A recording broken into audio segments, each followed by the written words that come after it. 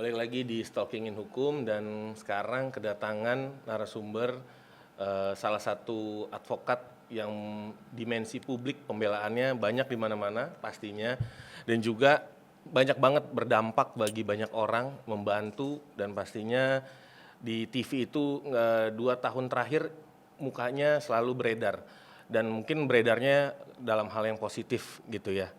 Dan mungkin bisa banyak yang digali dari narasumber ini di Stalkingin Hukum. Jadi teman-teman atau rekan bisa saling melihat ada poin-poin apa yang bisa kita gali di dalam pembicaraan podcast ini. Nah sekarang Bang Martin, thank you banget Bang Martin Lukas Simanjuntak. Thank you banget udah bisa datang Bang. Halo, Timothy Ezra Simanjuntak, saudaraku. Thank you banget Bang. Jadi sedikit prolog, memang Bang Martin ini bener sibuk banget. Jadi memang kita yang kejar beliau dan akhirnya beliau bisa Bang Martin kasih waktu untuk bisa berbagi sharing ya Bang. Bang langsung tanpa basa-basi, Bang itu gimana rasanya bisa membela kasus pertama mungkin ada Joshua, lalu persekusi ibadah, mungkin Abang bisa jelasin gimana sih Bang tantangannya? Karena Bang kayaknya dibilang muda juga enggak, dibilang agak tua juga enggak nih Bang. Nah itu boleh Bang Abang ceritain ke kita gimana sih?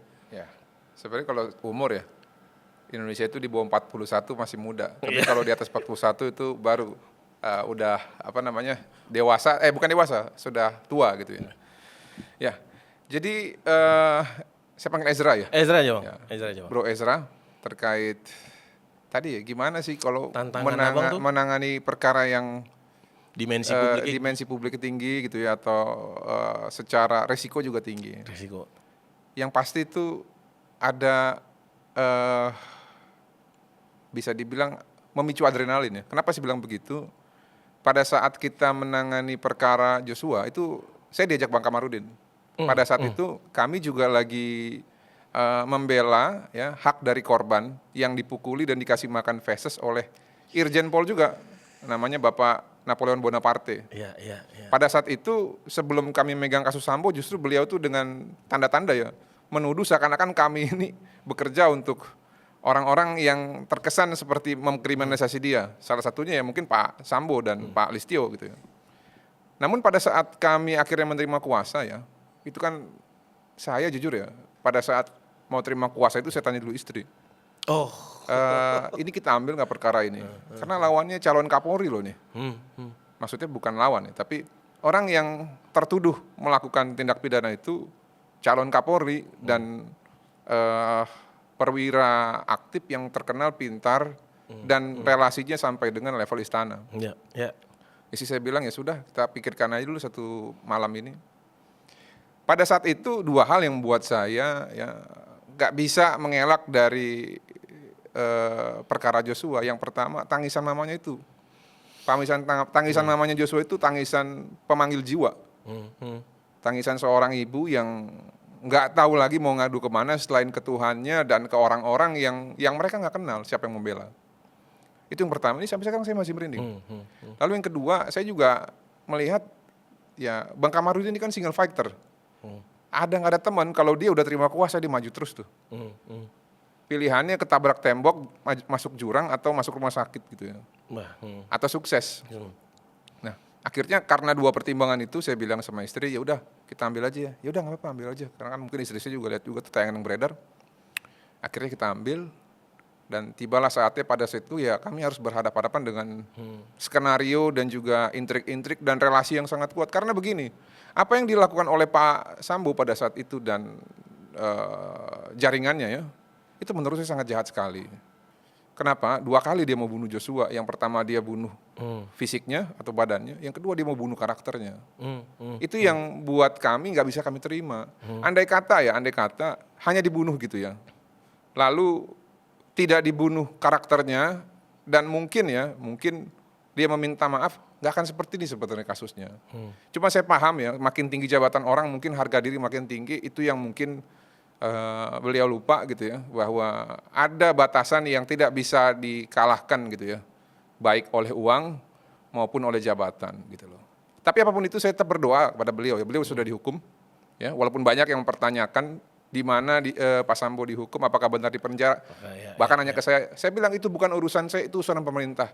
Mau ditahan di rumah pun, mau dibebaskan pun, itu berarti tanggung jawab pemerintah, bukan tanggung jawab kita lagi. Dan sebagai orang Kristen, sebagai sesama manusia, ya sudah ada putusan pengadilan, sudah diadili, ya biarkanlah beliau menjalankan masa hukumannya.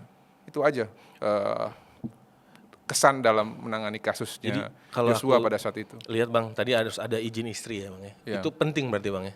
Penting lah. Kita kan ngobrol secara lawyering nih ya. Jadi begini. Aku mau korek di situ dulu Bang. Ya, Abang nih gak cocok Bang dengan tampilan Abang yang garang. Kenapa mesti izin istri? Begini. Karena keputusan yang kita ambil itu kan akan berdampak kepada keluarga. Apalagi anak saya masih kecil-kecil kan. Ya, kalau saya nggak sampaikan itu, tiba-tiba nanti saya ambil, lalu tiba-tiba terjadi yang tidak gitu ya. Karena pada saat itu ya, ini saya dapat informasi dari keluarga besar kita di UKI, salah satu ahli pidana. Mereka itu udah melawan balik. Mereka bikin laporan pada saat itu masih ada Undang-Undang Nomor 1 Tahun 1946, Pasal 14 ayat 1, menyebarkan pemberitaan bohong dengan sengaja menerbitkan keonaran. Tahu siapa yang ditarget? Bang Kamarudin, Abang, sama almarhum Johnson Panjaitan. Saya termaksud, dan 7 orang lagi yang lain termaksud, karena dianggap menyebarkan kebohongan yang ternyata terbukti itu kebenaran. Jadi jangan berbangga dulu kalian polisi ya. Contoh misalkan begini, ada lawyer, dia menyampaikan satu asumsi yang dirangkai dari bukti. Itu tidak bisa kalian kriminalisasi orang seperti itu. Karena yang dilakukan itu melindungi dan juga membela hak hukum korban. Baca nanti Undang-Undang 18 tahun 2003 pasal 16. Jadi sepanjang ada buktinya, sepanjang yang dilakukan dengan etikat baik, walau dipandang ada pemenuhan unsur terhadap suatu perbuatan melawan hukum di dalam undang-undang, jangan langsung dikriminalisasi. Karena dia itu lakukan bukan untuk dirinya, dia lakukan bukan untuk kakeknya, tapi dia lakukan untuk kliennya.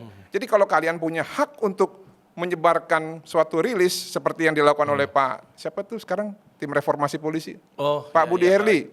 Sekarang jadi Dirjen kan. Pada saat itu kan beliau menyampaikan press release yang ternyata itulah pemberitaan bohong. Benar nggak? Ternyata Bang. Ternyata. Ya, walaupun ada 2 pendapat nih. Yang pertama, tidak baik dia tidak tahu. Yang kedua, dia tahu tapi tidak bisa menolak perintah. Tapi apapun itu, ini sudah selesai. Ke depan, ini menjadi pembelajaran. Jangan gampang mengkriminalisasi advokat ketika dia menyuarakan sesuatu hal yang didapatkan dari kliennya dengan etikat baik.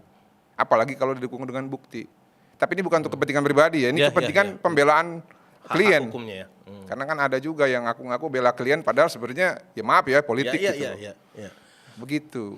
Nah tadi mengenai persekusi ibadah ya. Saya kalau itu ya Ezra, dari zaman kuliah ya. Jadi dulu kan kami ini lulusan Fakultas Hukum UKI ya. Kami ini sangat menjunjung tinggi yang namanya kesetaraan. Kalau saya makan tempe, kamu makan tempe. Kalau warga negara yang lain boleh beribadah, ya negara dengan agama yang lain pun juga masyarakat boleh beribadah.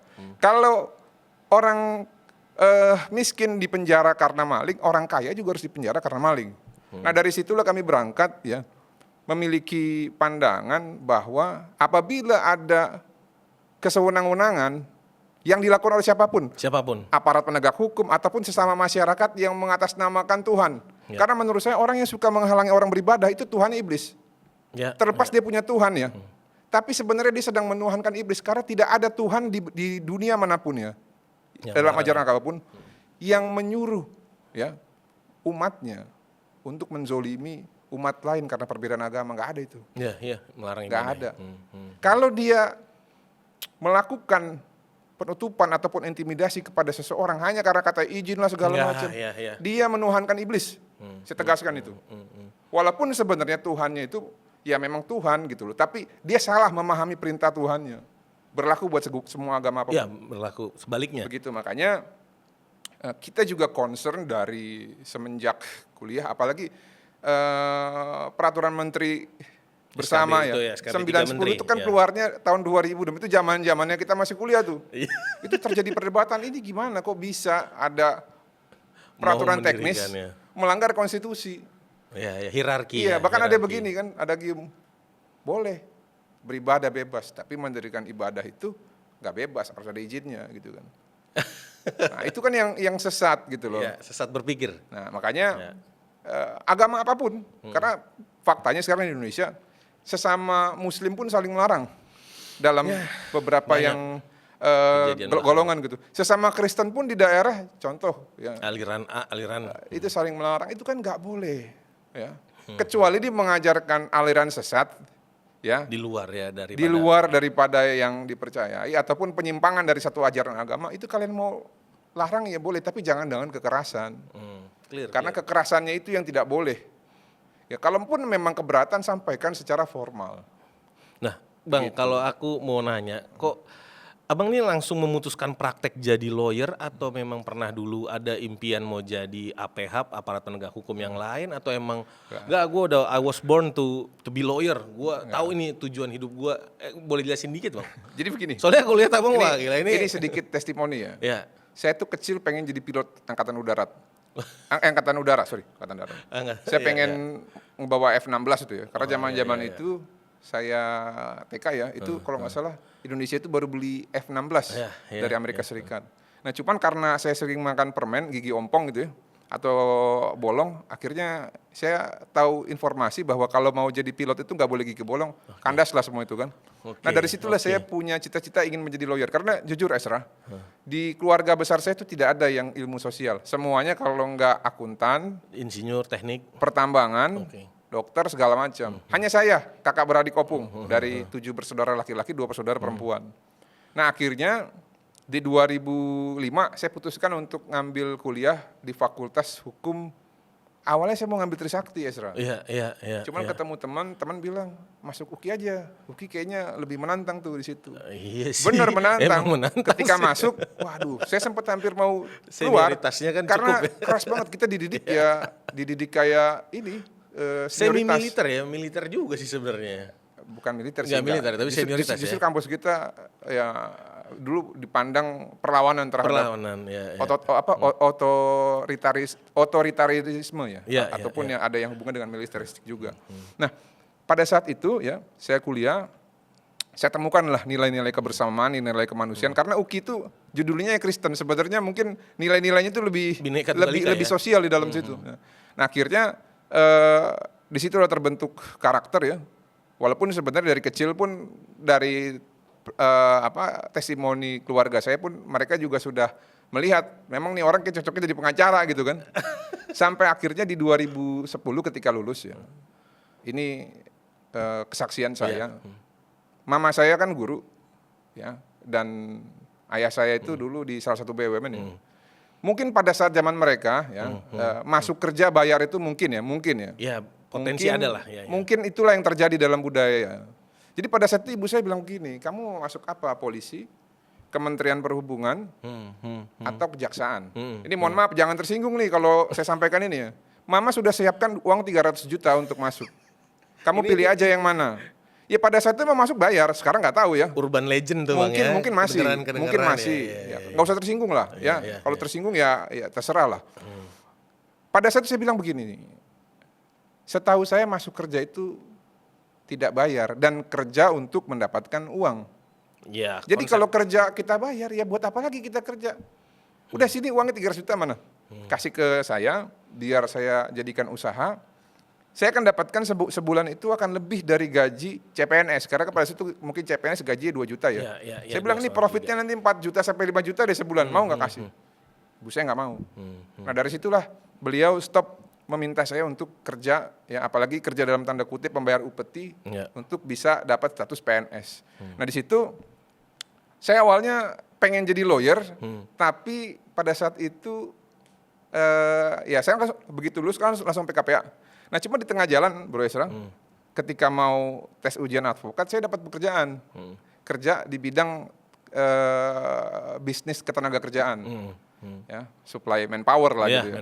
Jadi disitulah saya sempat kerja kurang lebih 6 tahun ya, 6 tahun, resign, baru kita mulai secara ofisial untuk menjadi lawyer. Walaupun dari kita kuliah itu kita sudah melakukan banyak advokasi bagi orang-orang papa pada saat itu di wilayah Salemba. Jadi udah banyak pegang pro bono. Ya, cuman kan dulu kan kita modal nyali doang. Secara pemahaman hukum, praktek-praktek hukum, lalu teori hukum itu masih terbatas. Nah, sampai akhirnya kita mulai begitu, kira-kira Ezra.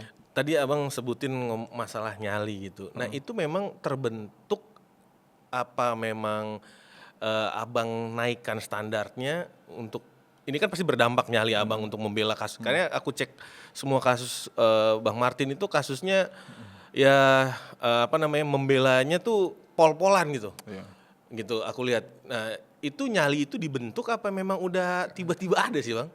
Bisa dua-duanya, Apa dikasih dari tapi Tuhan gitu saya percaya dari kecil memang saya ini ya dari semenjak lahir sepertinya memang sudah diberikan talenta itu oleh Tuhan.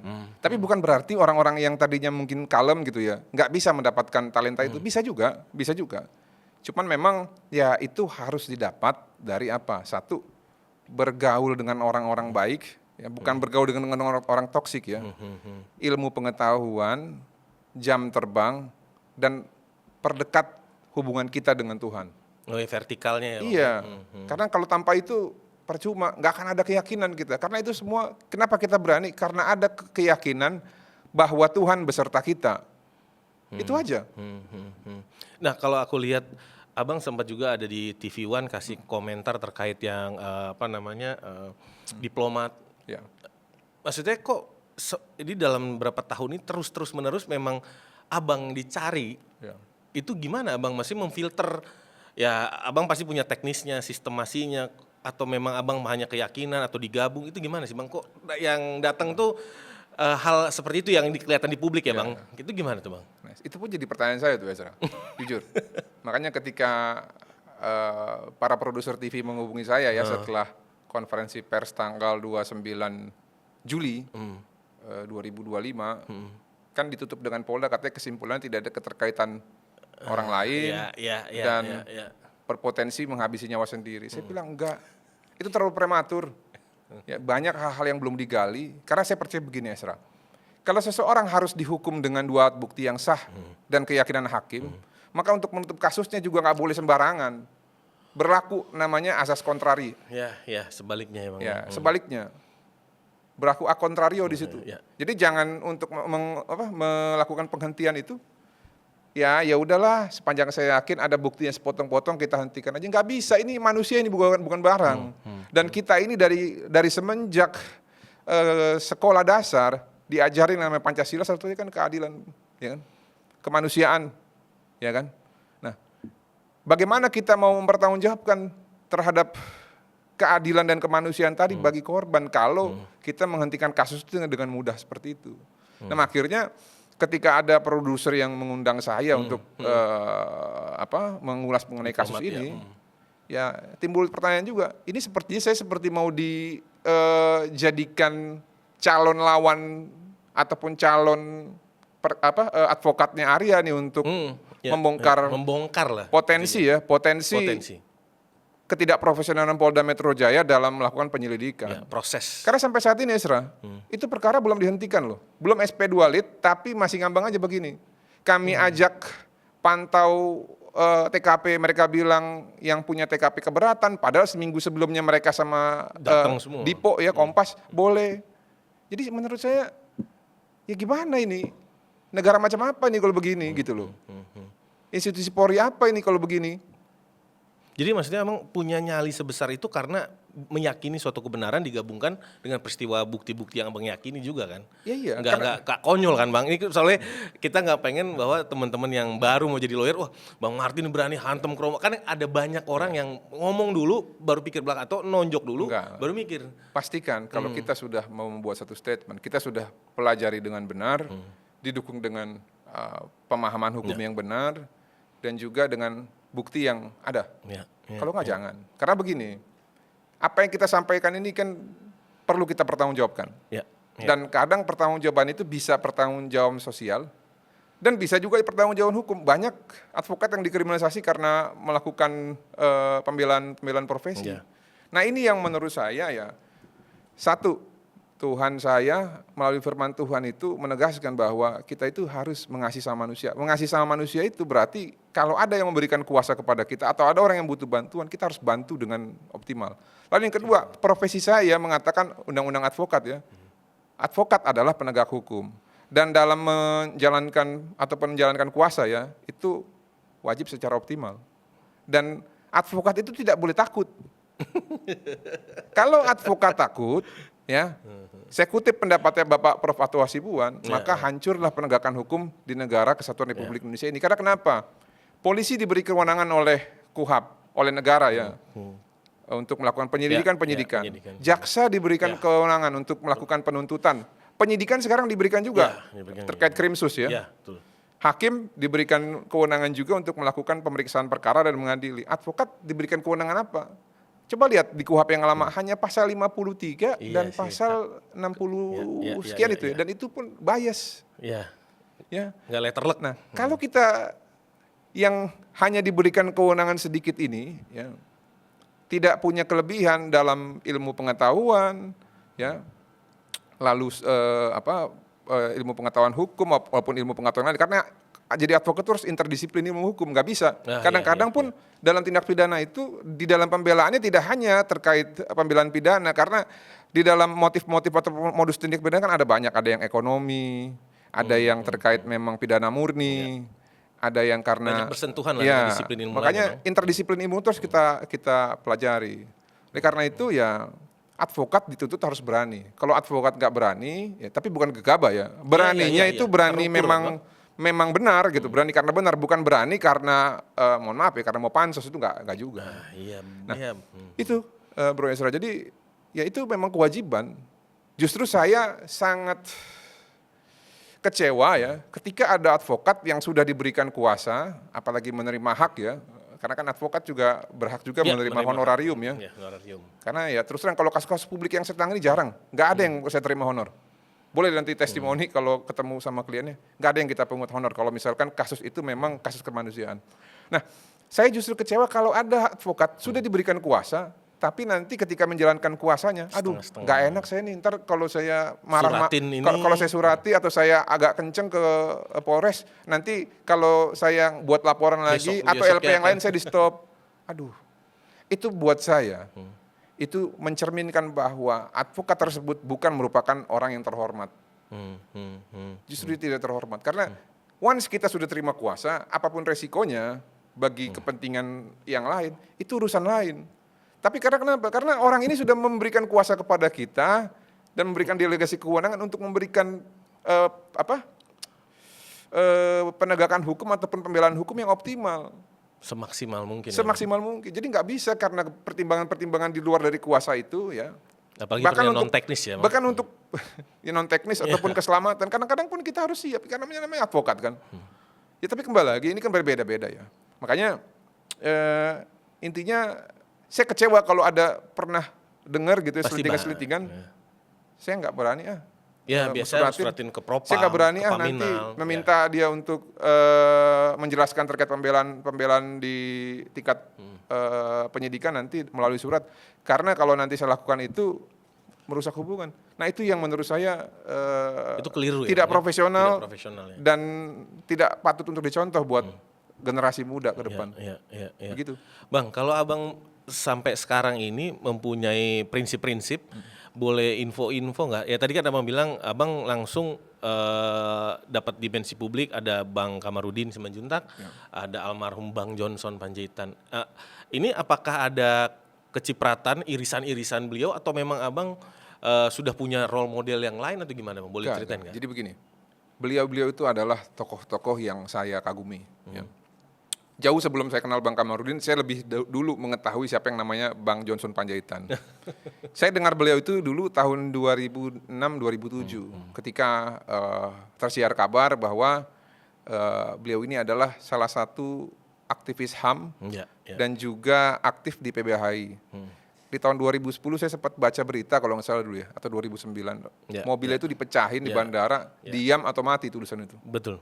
Nah, terus beliau juga pernah ngajar saya PKPA. Di dulu kalau nggak salah namanya 74 Law Institute di Blok M tuh ya. Beliau ngajar hukum acara pidana. Sehingga akhirnya saya berkesempatan ketemu sama beliau ketika sama-sama bela Joshua ya. Dan jujur ya. Nama besar beliau ya dan marga beliau itulah yang akhirnya sedikit membuat kita merasa nyaman gitu ya. ketika beliau ikut gabung bareng-bareng bersama Bang Kamarudin untuk memberikan pembelaan bagi Joshua, karena kan ya kita tahu lah marga Panjaitan itu kan marga besar di Indonesia kan. Kalau jumlah mungkin Simanjuntak lebih banyak. Simanjuntak lebih banyak. Tapi kalau berbicara Panjaitan, struktural dari ini pahlawan nih, pahlawan itu. Makanya saya bilang, apalagi Bang Johnson ada di situ. Maka saya bilang, terbakar siapapun yang mau menyakiti kita di luar dari area pertarungan ya secara hukum, saya yakin mereka pasti akan berpikir 2 kali. Karena sudah membunuh dan terekspos ke publik, mau melakukan lagi mungkin ya hal-hal yang mencederai pembela hukumnya gitu kan, itu kan beresiko. Apalagi ada nama-nama besar di situ. Itu pada saat itu begitu. Nah, beliau tuh pernah bilang ke saya, saking idealisnya dia itu pada saat itu kan, dia itu sempat hampir dibunuh, diancam dibunuh oleh salah satu senior jenderal lah, udah purnawirawan dari salah satu institusi ya. Saya kenal juga orangnya, karena dia berbicara mengenai perdagangan senjata dari Filipina ke Indonesia pada saat itu. Ya, beliau itu orang yang saya kagumi dan jarang orang seperti beliau memiliki keberanian, ketulusan hati, dan kita nggak akan pernah lagi bisa melihat orang yang seperti beliau. Dan kita sepakat, kemarin saya juga berbicara sama Jonathan, kita harus lanjutkan legasinya, dan saya berharap nanti ketika ada anak-anak muda ya yang secara kepedulian dan empati dan juga dia berposisi sebagai advokat dan mau memberikan bantuan hukum secara cuma, disitulah ada nama dan pengingat bahwa ada seorang pengacara ya yang namanya Johnson Panjaitan. Karena kan sebenarnya selain Bang Johnson kan juga banyak ya. Banyak. Ada almarhum Yap Tiam Hien. Ya, Yap Tiam Hien. Ada Pak Buyung Nasution yang sudah lebih dulu mendahului kan.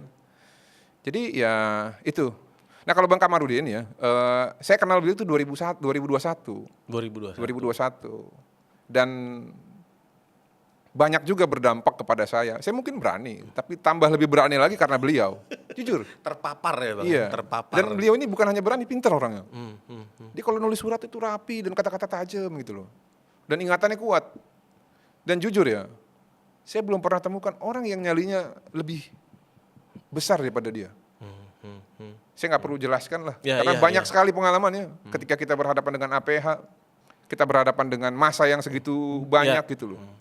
Kalau beliau bilang maju, karena beliau pernah bilang begini ke saya ya Martin ya, saya lebih baik, mungkin kalau misalkan Tuhan berkehendak, saya lebih baik ketika menjalankan profesi itu, kalaupun harus mati, lebih baik saya mati menghadap ke depan daripada saya mati menghadap ke belakang. Maksudnya matinya itu pas lagi kabur.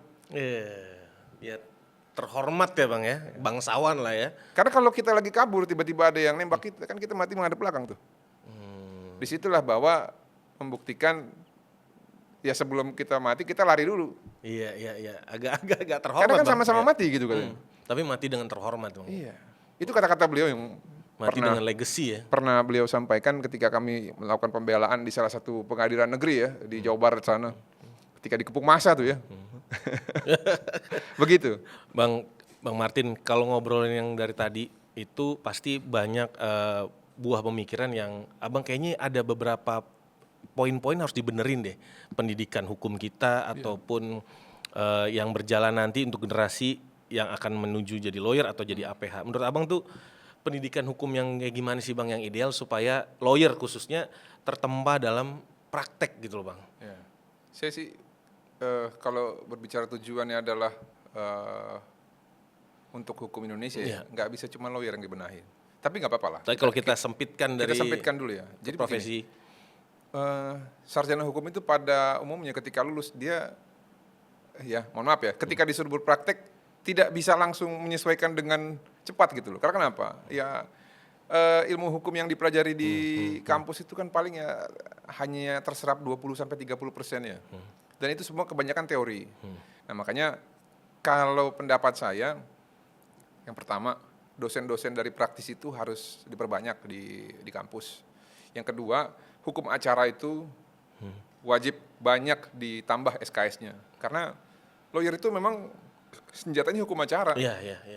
Nggak punya kewenangan kok. Kewenangannya apa? Nggak ada, kewenangannya hanya membela aja di persidangan gitu kan, dan melakukan pendampingan pada tingkat penyelidikan dan penyidikan. Ataupun kalau misalnya keberatan bersurat gitu kan, tapi kan nggak punya kewenangan pemaksa dia. Nah itu tadi direkrut dosen di setiap kampus ya, yang memang praktisi. Yang kedua diperbanyak hukum acara, yang ketiga diperbanyak interaksi-interaksi ataupun kegiatan yang sifatnya itu membahas terkait kasus dan hukum acara. Supaya apa? Supaya sarjana hukum itu ketika lulus ya, bukan hanya memahami hukum secara filosofis dan teoritis, tapi juga mengerti bagaimana cara-cara mengimplementasikan dalam bentuk praktek. Begitu. Itu kalau dari pendidikan. Nah, kalau dari tujuan kita bernegara supaya ke depan tuh negara hukum, seperti di film-film Amerika ya. Saya berharap yang pertama nih, ya. Kan kalau kita berbicara itu kan ada teorinya, Lawrence M. Friedman kan, Three Elements of Legal System. Legal structure, legal substance, legal culture. Kalau berbicara perundang-undangan, saya sebenarnya salah satu orang yang tidak setuju undang-undang itu setiap tahun nambah. Karena semakin banyak undang-undang, semakin banyak pengekangan terhadap hak asasi, pembatasan. Ya. Nah, makanya kalau untuk undang-undang sekarang, menurut saya itu semua sudah bagus lah. Tinggal dibuat lagi satu undang-undang yang memperketat fungsi pengawasan dan fungsi penegakan hukum. Pengawasan ya Bang? Ya. Nah yang kedua, yang paling penting apa? Budaya hukumnya. Satu nih contoh, kalau masuk satu institusi APH aja udah bayar, apa yang mau kita harapkan di situ? Itu satu, ya. Jadi bisa nggak kita pastikan bahwa di setiap APH itu dan penegak hukum, contohnya advokat, itu masuk nggak boleh bayar. Yang kedua, ketika mereka mau bersekolah itu nggak boleh dipersulit. Diterapkan sistem meritokrasi. Orang yang memiliki kemampuan, orang yang memiliki kepintaran nggak boleh dijegal. Ya. Lalu yang ketiga, dana operasional dalam satu institusi APH jangan dibiarkan kurang. Kalau kan nanti ada konflik kepentingan.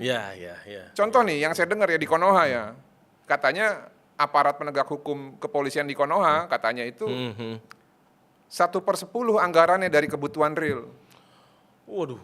Nah kalau misalkan itu benar ya yang di Konoha itu, bagaimana cara menutupnya? Akhirnya berkongsi sama semua pengusaha-pengusaha. Praktek ilegal. Dalam ajaran kapitalisme nggak ada sesuatu hal yang gratis. Kalau saya invest, minimal ada timbal baliknya nanti. Contoh nih, dia di wilayah-wilayah mana gitu ya. Karena kan negara kita ini bukan kayak di Amerika yang polisinya kan di sini kan ada menterinya, skalanya nasional ya. Jadi apa istilahnya itu tidak desentralisasi dia. Kalau di Amerika itu kan setiap negara bagian ada polisi.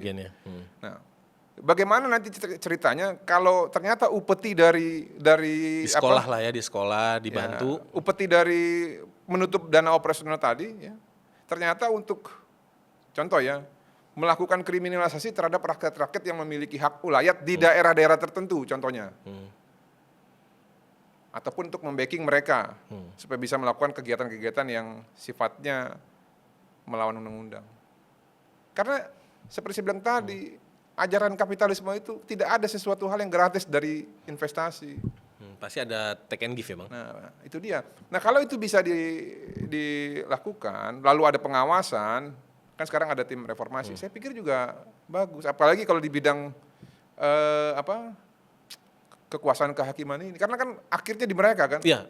Nah, makanya menurut saya tiga-tiganya harus sepakat untuk berubah gitu loh. Lalu advokat juga, advokat ini harus diberikan pendidikan yang lebih lama, jangan cuma PKPA doang. Ya, penting Bang, masih PKPA.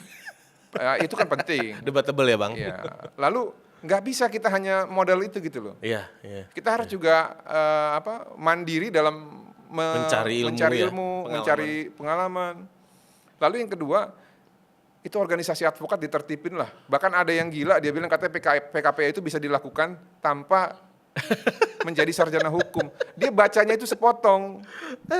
Kalau dia memaknai undang-undang advokat dengan jelas, lalu undang-undang terkait pendidikan, dia kan bisa mendapatkan poin bahwa menjadi atau terdaftar untuk mendaftar sebagai anggota PKPA itu nggak bisa harus sebelum sarjana hukum. Nah sekarang kalau misalkan dia, contoh nih ya, kita beranalogi, ada orang PKPA lulusan SMA, belum ngambil sarjana hukum, belum kuliah nih, menurut mereka kan boleh atau sambil melakukan menjalankan sarjana hukum.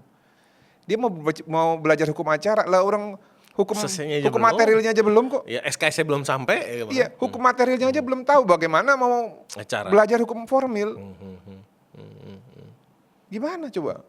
Nah makanya menurut saya ya ditertibkan lah itu. Jangan sembarangan bikin perkumpulan atau bikin organisasi langsung bisa merasa bisa melakukan PKPA gitu loh. Ya melantik lagi ya, melantik. Iya, jadi itu harus ditertibkan juga karena saya dengar-dengar juga nih, ada juga yang katanya paket 20 juta gitu loh.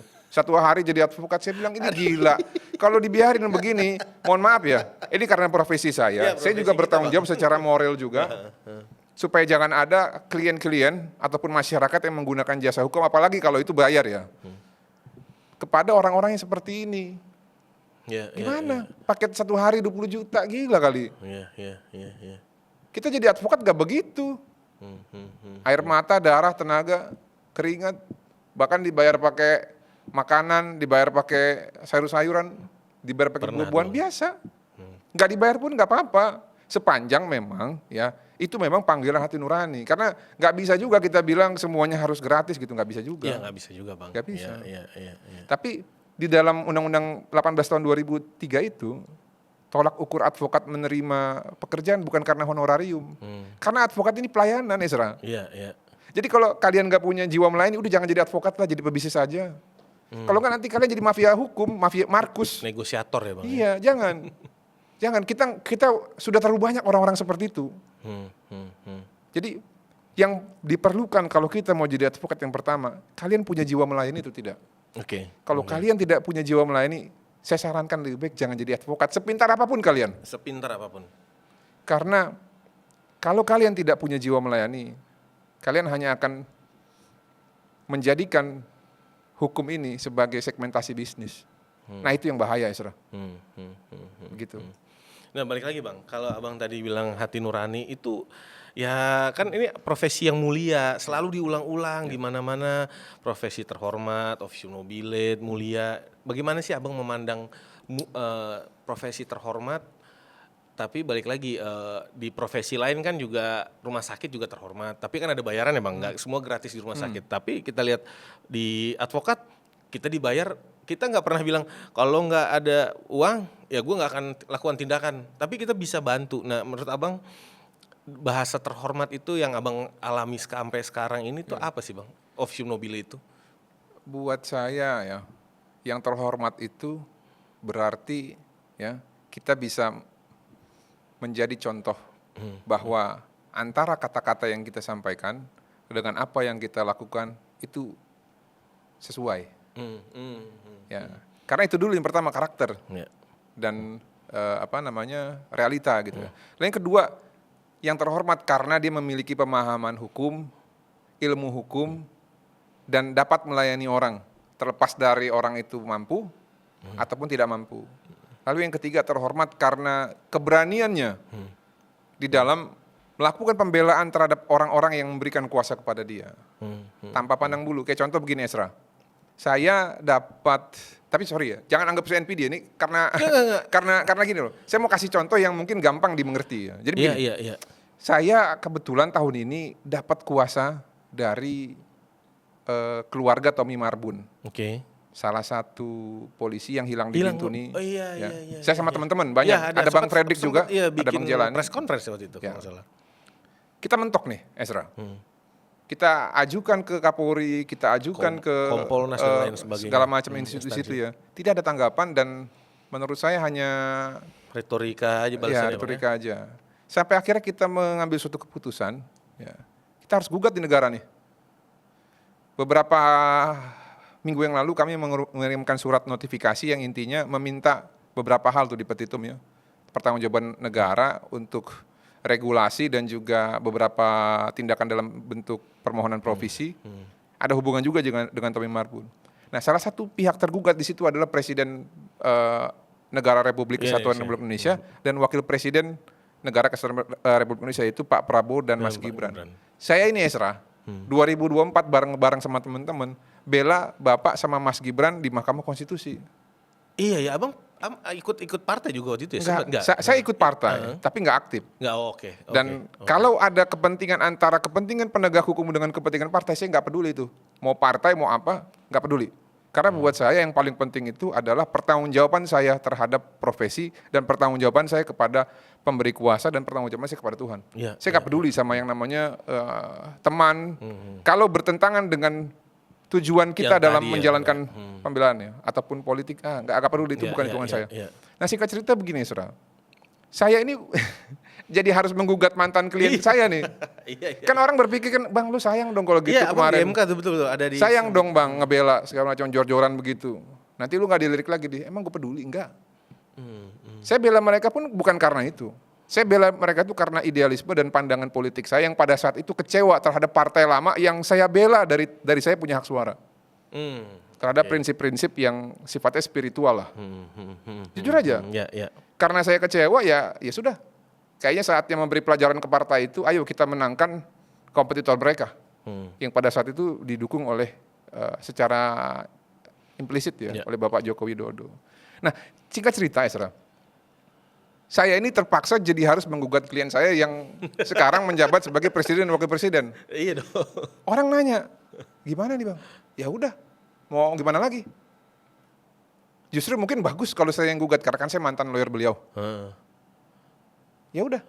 Nah, makanya ya kita lihat nanti lah. Ini tantangannya nih ya. Tapi itu menurut aku pribadi sih itu pasti pergolakannya cukup ini ya, menurut aku ya. Nah, maksud saya kalau profesi yang terhormat tadi seperti yang aku tanya Esra tanya tadi, bagaimana melihat dan memandang hal tersebut dari segi role model, ya harus memenuhi kriteria yang saya sampaikan tadi.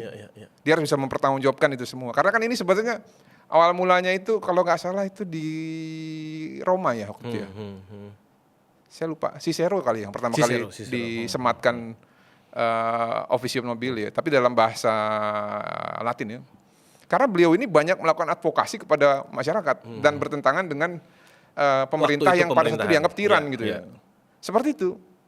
Jadi terlepas dari kita mungkin memiliki hubungan dengan pejabat, tapi kalau memang ada hal-hal yang dianggap tidak adil dalam pemerintahan itu, ya mau gimana kembali lagi kepada prinsip itu. Tetap kita harus jalankan fungsi kita dan berharap ya mudah-mudahan hubungan itu bisa memberikan dampak yang positif. Tapi kalaupun tidak, jangan jadikan itu sebagai halangan. Gitu. Clear sih, clear. Kalau menurut aku sih berarti Abang benar-benar ini ya punya prinsip sama work ethic yang tinggi sekali ya Bang ya. Walaupun itu pernah membela ya. Ya gak semua orang pasti agak deg-degan juga kan Bang. Ya Abang udah di circle itu soalnya. Nah balik lagi Bang, ini kalau ngeliatin perjalanan kasus Abang, ini bagi waktunya kesehatan mental Abang, bagi waktu dengan keluarga, itu gimana caranya? Sama tadi Abang bilang ada anak juga masih bertumbuh kembang gitu. Itu gimana Bang? Ya, itu kesehatan mental dulu Bang, aku pengen tahu dulu. Kadang-kadang itu yang sulit tuh, karena kadang-kadang ya kalau kita dengar anak kita apalagi yang perempuan, papi jarang ini punya waktu buat kita gitu ya. Tapi ya sudah gimana, itu resiko kan. Resiko ya. Ya paling ya sebisa mungkin ketika kita ada waktu kosong, ya atau di sela-sela aktivitas kita ingat kita tetap komunikasi sama keluarga. Lalu yang kedua mengenai fisik ya. Saya itu memang dari kecil aktif ya, olahraga, bola, berenang. Cuman memang waktu pas kuliah itu hampir nggak ada tuh. Dan kalaupun ada hanya seminggu sekali gitu ya, futsal atau bola lapangan besar dulu di Cempaka Putih itu di belakang Pak. ITC Cempaka Mas bareng teman-teman. Nah, tapi saya baru paham bahwa kesehatan harus dijaga itu ketika mulai masuk dunia profesional.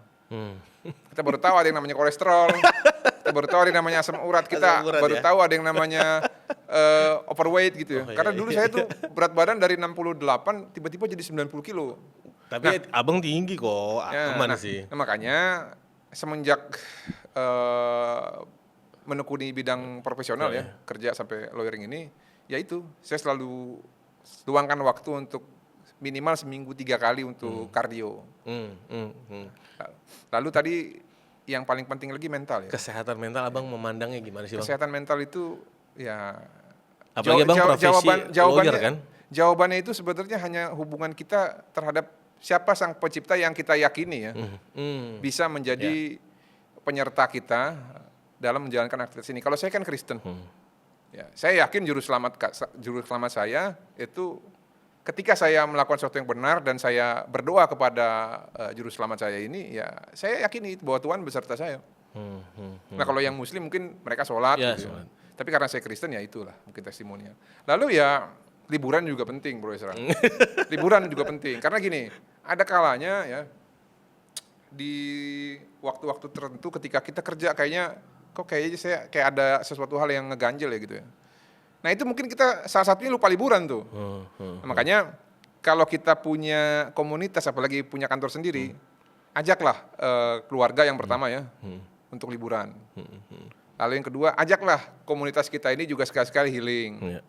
Ya kalau nggak sempat liburan keluar kota, ya sekarang kan ada tempat makan tuh, tempat karaoke yang bukan tempat karaoke yang Iya. Ajaklah tim ke situ supaya bisa Rilis beberapa stres-stres tipis gitu ya. sama banyak melakukan kebaikan. Karena kita banyak melakukan kebaikan, Bro Esra. Banyak orang yang doain kita. Ya. Saya kadang nih jujur ya, sampai lupa saya pernah bantu orang. Saking mungkin terlalu banyak interaksi gitu loh. Bahkan beberapa junior saya pernah kayak keberatan. Saya pernah ketemu di pengadilan nih sama tukang parkir. Dia mau bikin surat. Waktu itu terkait apa saya lupa suratnya. Yang intinya dia udah ke pos bakum bilang Nggak memenuhi lah nggak bisa syarat kali ya. panitra bukan panitra apa sih? PTSP, Bang. PTSP di depan mau bikinin juga dia ada kurang dokumen. Akhirnya saya bilang gini, udah sini. Mau bikin surat apa? Surat, saya lupa nama suratnya apa tuh. Akhirnya kita minta dokumennya, yaudah kita buatin. Di sela-sela kita nunggu sidang ya. kita buatin tuh. Tukang parkir kalau nggak salah tuh terkait waris sih saya lupa. Oke. Cuman surat apa gitu. Nah, ya begitulah. Berarti dengan yang abang bilang tadi ya, kalau nggak punya basic melayani, itu susah kan itu, Bang? Iya. Jadi susah. Itu nggak langsung bisa diambil kan momen itu. Ya susah, makanya saya bilang intinya kalau mau jadi penegak hukum khususnya advokat, yang pertama pastikan dulu bahwa kita ini tidak menjadikan hukum itu sebagai bisnis. Pasti ada berkat buat kita. Amin, Bang. Tapi ya bukan itu utamanya. Yang pertama itu pelayanan tadi. Itu aja. Bang, kalau aku mau nanya, ya nggak sebenarnya mungkin bisa dibilang kurang tepat untuk menanyakan legacy abang ya menuju usia matang kan 40 nanti matang. Sebenarnya dalam 10 tahun terakhir ini abang bisa evaluasi apa sih seharusnya yang nggak gue ambil ataupun apa yang harusnya gue perbaiki atau emang udah aman semua, Bang? 10 tahun berkarir abang dari umur 30 ke 40 ini kan ini mau gerbang ke 40 kan, Bang? Gak ada sih, semua yang kita lalui itu pasti minimal berbentuk pengalaman ya. Jadi saya bersyukur atas apapun yang sudah saya lakukan selama ini ya. Di bidang hukum, lalu mungkin di bidang sosial. Saya justru sekarang berharap saya bisa menemukan lagi nih banyak teman-teman ya. Karena sekarang juga kita membentuk komunitas kan ada PPHKI, saya juga ikut, ada Bang Albert, ada Bang Michael, ada Bang Frederick. Kita juga sekarang form ini satu wadah yang namanya Solidaritas Pembela Advokat Seluruh Indonesia. Espasi itu. Espasi. Ini cikal bakalnya ketika dulu Bang Kamarudin ditetapkan sebagai tersangka oleh Cyber Mabes Polri pada saat itu 2023. Nah, sebagian besar orang yang ada pada saat itu ngebela Bang Kamarudin akhirnya membentuk Spasi di tahun 2024 bulan November. Nah, kita di sini Unity, bagaimana ceritanya ya dari segitu banyak organisasi advokat tujuannya hanya untuk satu, melindungi advokat-advokat yang dalam tugas tanggung jawabnya itu beretikat baik tapi dikriminalisasi. Karena kemarin kan tahun kemarin itu ada 3. Ada advokat Sagala itu dia ngantar somasi tapi digebukin sama security. Bayangin cuma ngantar somasi tapi digebukin. Lalu ada senior kita Pak Tony Budijaya, PTB itu juga kena juga. Lalu ada Mbak Kenny Sonda. Dan banyak. Bahkan terakhir di Makassar tuh ada yang ditembak kan meninggal pakai senapan angin ya. Kita concern di situ. Lalu yang kedua itu juga concernnya terkait kritisi kebijakan dan juga kasus per kasus yang berhubungan dengan penegakan hukum. Nah, di situ concern kita ke depan berharap ini bisa menjadi satu cikal bakal supaya advokat itu kompak sesama dan kompak kepada masyarakat. Karena gini loh, kita ini kan penegak hukum yang swasta mandiri gitu ya. Apa istilahnya kemarin? Self-employee lah ya. Self-employee ya. Dan bukan bukan merupakan subordinasi dari negara. Ya, kita nggak dapat dana pensiun juga, Bang. Iya, nah oleh karena itu di dalam penegakan hukum ini kan negara diwakili oleh penegak hukum, kejaksaan, polisian, ya, dalam penegakan hukum. Nah ketika ada masyarakat yang mungkin saja tidak bersalah, tapi kebetulan ditafsirkan nih, dari bukti yang ditafsirkan oleh penegak hukum itu mungkin bisa jadi tersangka, bisa jadi terdakwa, ternyata dia tidak melakukan itu, ya kan tanggung jawab kita. Nah makanya ke depan saya berharap wadah-wadah ini nanti kalau dalam suatu tujuan itu bisa kita fusikan lah ya, supaya bisa berdampak baik terhadap kemajuan-kemajuan dan juga penegakan hukum di Indonesia. Itu mungkin. Itu yang mau Abang ini ya. Iya. Mencapai ke depannya. Bukan untuk bikin OA loh, enggak. Ya, Capek ngurus OA tuh. Saya nggak punya kemampuan juga. Jadi kalau aku simpelin, lawyer itu dari pendapat Abang, pertama itu melayani, yang kedua itu punya kegiatan ataupun yang berdampak ya Bang. Iya. Apa yang Abang lakukan itu pasti berdampak, membantu dan macam. Nah Bang, kita akan lanjut Karena jangan lagi. bilang kita terhormat kalau kita nggak punya dampak bagi masyarakat. Kalau buat, saya pernah dengar nih, ini saya Siap. kutip lagi Ya. dari Pak Prof. Atau Wasibuan. Jadi lawyer itu minimal kita harus bisa mempengaruhi minimal satu kelurahan. Satu lawyer satu kelurahan. Jadi kalau berbicara tadi teorinya Pak Oto, kalau kita jadi profesi yang terhormat minimal kehormatan kita di dalam melakukan pembelaan-pembelaan dan berdampak kepada masyarakat itu minimal Satu kelurahan, satu kelurahan. Itu ya, minimal ya. Minimal. Bang, aku punya 2 pertanyaan terakhir. Bagaimana Abang melihat kalimat don't crack under pressure? Jadi tahan terhadap tekanan, nggak pecah tuh. Ya, Di dalam dikaitkan dengan Abang sebagai lawyer. Saya boleh testimoni ya? Boleh Bang? Jujur nih, saya itu tipe orang yang kalau makin ditekan, makin ditempatkan dalam posisi yang memicu adrenalin. Gak tahu kenapa saya kadang-kadang justru merasa Makin membal makin gitu Bang. justru merasa lebih excited gitu loh. Gak tahu mungkin gini loh. Kadang-kadang saya suka ngobrol sama istri, kayaknya saya ada kelainan deh. Enggak sih Bang, itu kalaupun Karena iya, banyak itu orang yang positif, ditekan kan Bang. stres gitu ya. Kalau saya justru jujur nih, kalau nggak ada kasus publik satu aja mungkin ya yang saya tangani, saya kayak ngerasa resah gitu. Hidup kayaknya nggak enak. Karena berdampaknya lebih luas kan Bang. Kalau Iya. publik itu bisa ada orang mengambil inspirasi, mengambil oh ini ada loh lawyer yang begini gitu ya. Karena saya berharap nih ke depan ya. Jadi masyarakat tuh kok ketika ngelihat lawyer yang membela seseorang dengan benar itu bukan melihat satu barang ataupun satu orang ataupun satu profesi yang tidak wajar gitu loh. Karena memang kita harus begini. Karena kan sorry ya. Standarnya seharusnya seperti ini ya. Pendapat masyarakat tuh kan lawyer wah harus kaya, Iya, mobilnya berglamor, bagus. glamor lah, Saya bukan glamor. bilang itu nggak bagus, itu bonus dan harus bling-bling gitu ya. Enggak, jangan gitu loh. Tapi boleh kita kaya, boleh kita glamor, tapi jangan lupa juga bahwa kita punya tanggung jawab nih buat masyarakat berdampak yang tadi itu, Bang, ya. membutuhkan keadilan gitu loh. Dan bukan melulu soal uang. Uang penting, tapi cara dapatkan uang itu juga jauh lebih penting. Kalau kita harus mendapatkan uang untuk dengan cara menyogok ya sorry. Ya, berbeda Janganlah prinsip kalau memang, gitu. Bang. Datang Ya, aja ya. ke kantor yang lain. Bang, terakhir pertanyaan, intinya apa sih yang nanti Abang pengen tinggalkan, nilai-nilai apa yang Abang pengen tinggalkan sebagai lawyer dikenang nanti Bang? Nilai-nilai di mana lawyer itu tidak dipandang hanya sekedar jasa ya, jasa bisnis gitu atau bidang terkait hukum tadi. Lalu saya pengen tuh ke depan ya, bukan hanya lawyer ya, di negara ini khususnya, ya hukum itu bisa tegak tanpa harus ditegakkan gitu loh. Karena kan begini ya, hukum itu bisa tegak kalau setiap orang itu memiliki kesadaran hukum yang tinggi untuk menegakkan hukum tersebut. Kalau enggak, contoh kayak gini, udah ada putusan pengadilan, ya, tapi salah satu pihak ini tidak mau menjalankan putusan itu, kan harus dieksekusi. Ya salah atau enggak? Ya enggak sih, benar aja. Tapi kan sebenarnya itu kan bisa terjadi kalau setiap kita nih masyarakat, ya, sadar betul bahwa hukum itu merupakan suatu kewajiban. Kalau kita mau bernegara di negara kesatuan Republik Indonesia ini. Jadi tanpa harus diminta, kalau kita meyakini bahwa itu salah, udah.